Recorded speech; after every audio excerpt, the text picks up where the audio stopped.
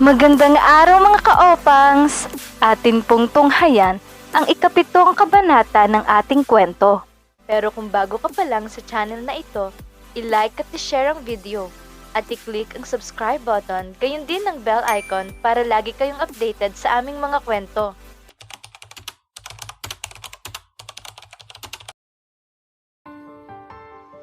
Ano hong sabi ninyo, inay?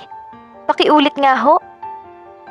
Parang hindi makapaniwalang tanong ni Ronan nang marinig ang sinabi ng ina. Ito ang tumawag sa kanya.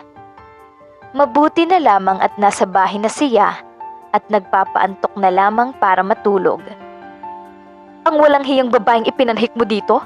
Pinagsasampal ang kapatid mo, si Ellen. Bakit gagawin ni Windy iyon? Nahuli siya ng kapatid mo na may kasamang lalaki. At sinita siya kaya pinagsasampal niya ang kapatid mo. Mabuti na lamang at agad kaming nakadalo sa kanya, kaya ganun lang ang inabot niya. Inay, totoo bang sinasabi ninyo? Ano ka ba? Ano ba ang pagkakakilala mo sa akin, sinungaling? Galit na sagot nito. Hindi siya nakakibo. Hindi ba't ang sabi mo sa akin noon ay may lalaking sumagot ng tawagan mo siya? Baka yun ang lalaki sinamahan niya. Ano pong ibig niyong sabihin? Umalis na siya dito matapos pagsasampalin ng kapatid mo. Sasama na raw siya sa lalaking iyon. Para siyang sinaksak sa narinig. Gayunman ay nagkaroon pa rin ng alinlangan ng kanyang puso. Matagal na niyang kasintahan si Windy at mahal na mahal siya nito. Kilalang kilala na niya ito. At alam niyang hindi nito magagawa ang tumingin sa ibang lalaki. Pero malinaw naman ang lahat. Nang tawagan niya ito ay lalaki ang sumagot sa cellphone nito. Inay, kailan pa ho nangyari ito? Bakit hindi ninyo sinasabi sa akin? Ang pag-alis niya ay kaninang umaga lang nangyari. Pero yung madalas niyang pag-alis-alis ng bahay at hindi umuuwi, ay madalas nang nangyayari at sinasabi ko naman yan sa'yo. Baka kapag umaalis siya ay sa lalaking iyon siya nagpupunta. Kaya pag tinatawagan mo siya ay ang lalaki ang sumasagot. Humigpit ang pagkakahawak niya sa cellphone.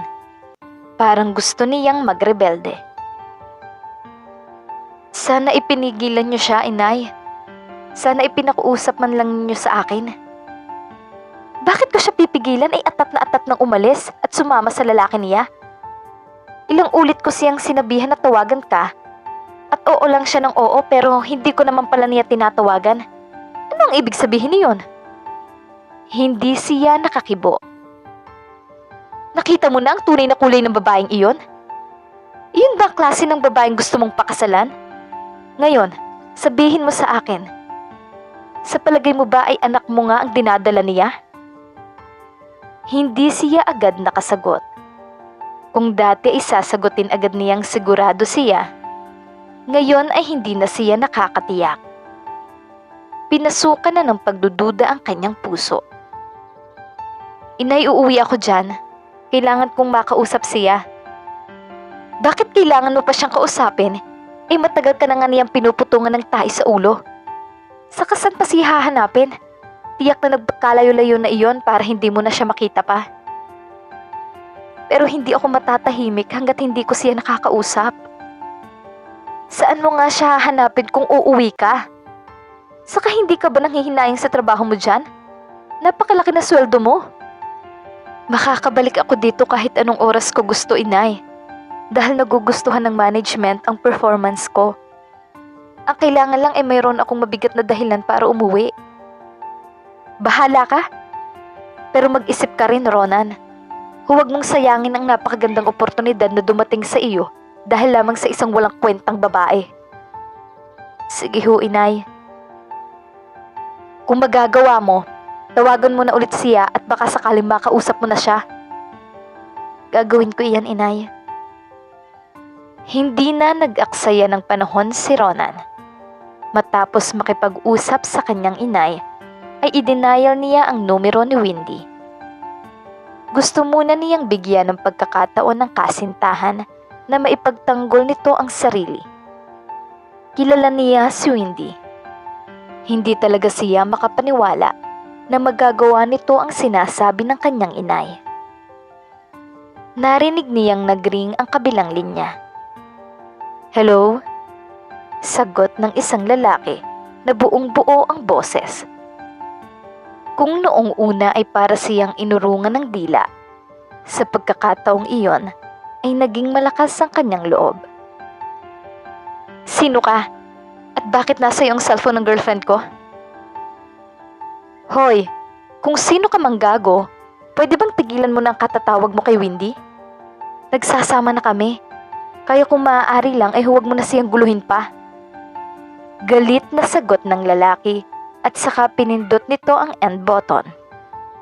"Hello? Hello?"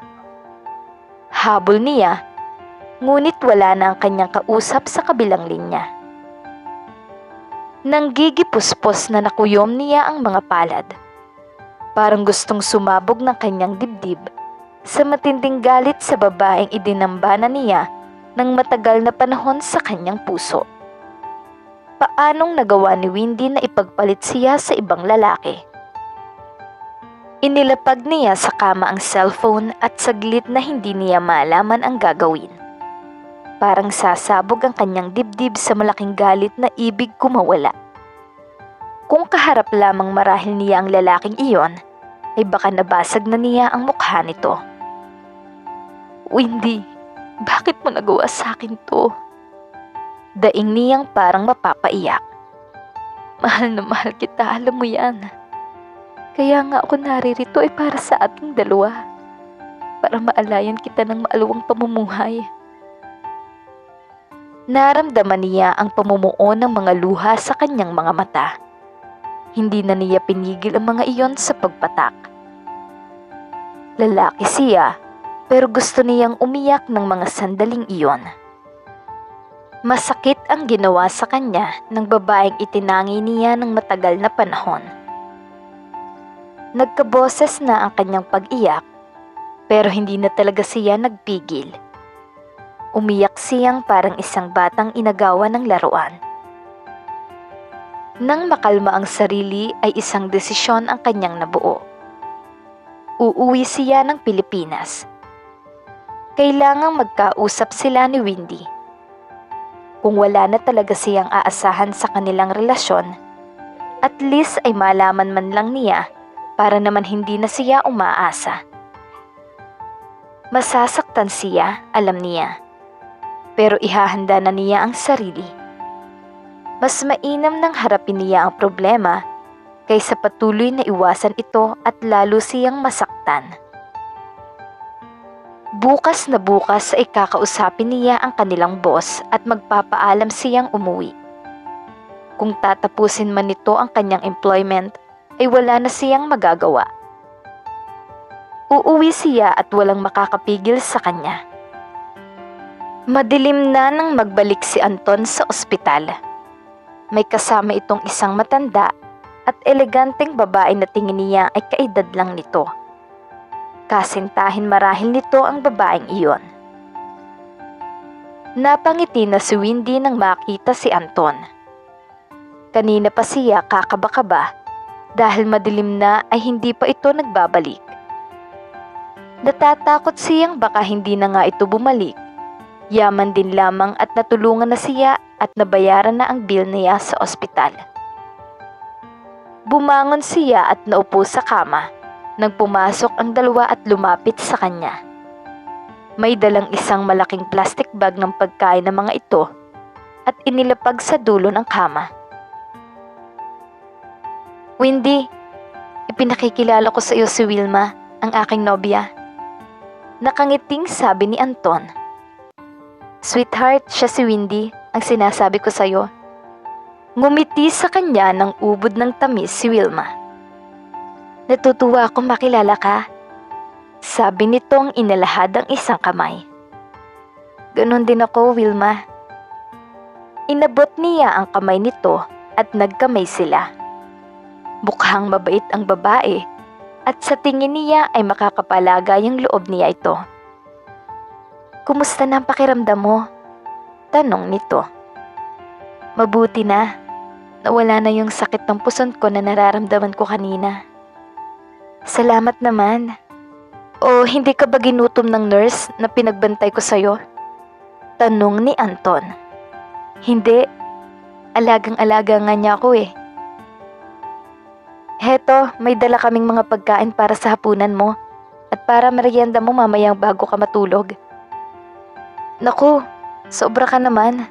Matutulog na lang ay may merienda pa. Nakangiting sabi niya. Mainam iyon para hindi ka ginugutom. Dapat ka nga magkakain dahil dalawa na kayo kumakain eh. Salamat, sabi niya. Siya nga pala, napag-usapan na namin itong sweetheart ko na paglabas mo dito bukas ay iuuwi muna kita sa bahay ko. Doon ka muna sa amin habang naghahanap kami ng mapaglalagyan mo. Di bang sabi mo sa akin ay wala ka nang uuwian? Hindi ba nakakahiya naman sa inyong dalawa? Huwag mo kaming alalahanin. Teka Windy, maaari ko bang malaman ang nangyari sa'yo? At nakita ka raw nitong si Anton sa daan na naglalakad na parang naglaya sa inyo. Sabi ni Wilma. Biglang lumungkot ang kanyang mukha. Teka, kung hindi mo gustong ipaalam sa amin ay okay lang naman. Tumingin siya sa mukha ng babae. Ikukwento ko sa inyo. Gusto ko rin namang may mapaglabasan ng sama ng loob ko dahil parang puputok na ang dibdib ko sa sama ng loob. Nagkatinginan ang magkasintahan. Lumunok pa muna siya bago nagsimulang magkwento. Isinalaysay niya ang lahat-lahat sa magkasintahan mula nang dalhin siya ni Ronan sa bahay ng mga magulang nito hanggang sa palayasin siya ng ina at mga kapatid nito. Hindi na niya napigil ang pagluha nang matapos ang kanyang pagkukwento. Awang-awa ang magkasintahan. Mahabang sandaling katahimikan ang namagitan sa kanila matapos ang kanyang pagsasalaysay. Bakit hindi mo tawagan si Ronan at magpaliwanag ka sa kanya? Ipagtapat mo na sa kanya ang mga ginawa sa iyo ng kanyang inay at mga kapatid nang iniwan kanya doon. Nawala ang cellphone ko eh, kaya naman hindi ko siya matawagan. Nawala ang cellphone mo? Oo, hindi ko alam kung saan napunta. Iniwan ko lang yun sa cabinet ng mga damit ko at naligo lang ako. Paglabas ko ay wala na doon. Nagkatinginan sina Anton at Wilma. Hindi kaya kinuha ng isa sa magkakapatid? Tanong ni Wilma. Bakit naman nila kukunin iyon? Para hindi na kayo magkausap ni Ronan. Para hindi ka makapagsumbong kay Ronan ng mga ginagawa nila sa'yo. Kahit naman noong nagkakausap pa kami ni Ronan ay hindi ko sila isinusumbong. Napailing ang magkasintahan. Kung gusto mo, tawagan mo siya ngayon o paglabas mo bukas dito sa ospital. Sabi ni Anton. Hindi ko naman alam ang numero niya. Nasa cellphone ko yun eh, hindi ko kabisado. Ilang saglit uling katahimikan ang namagitan sa kanila. Anong binabalak mo ngayon? Makikipagkita ka ba kay Ronan? 2 taon ang kontrata niya sa Jordan, kaya matagal pa bago siya magbalik dito sa Pilipinas. Eh kung ganyang pinalayas ka nila sa bahay nila, hindi kayo umuwi si Ronan? Tanong ni Wilma. Natitiyak kong uuwi iyon para malaman ang dahilan ng pagkawala ko sa bahay ng kanyang mga magulang. Pero may palagay akong hindi naman nila sasabihin sa kanya na wala na ako sa kanila. Paano kung magtanong si Ronan kung bakit hindi mo siya tinatawagan o bakit hindi kanya nakakausap? Magagawa naman siguro nila iyon ng paraan. Bueno, narito ang pagkain mo para sa hapunan. Hindi na muna kami magtatagal ni Wilma dahil may lakad kami ngayong gabi. Babalikan na lang kita dito bukas ng umaga para paglabas mo. Maraming salamat sa inyong dalawa. Okay ka lang bang mag-isa dito? Oo, lalo na at mayroon naman akong pagkain. Maraming salamat uli, Anton. Hulog ka ng langit. Napangiti na lamang ang lalaki at iniwan na siya ng mga ito.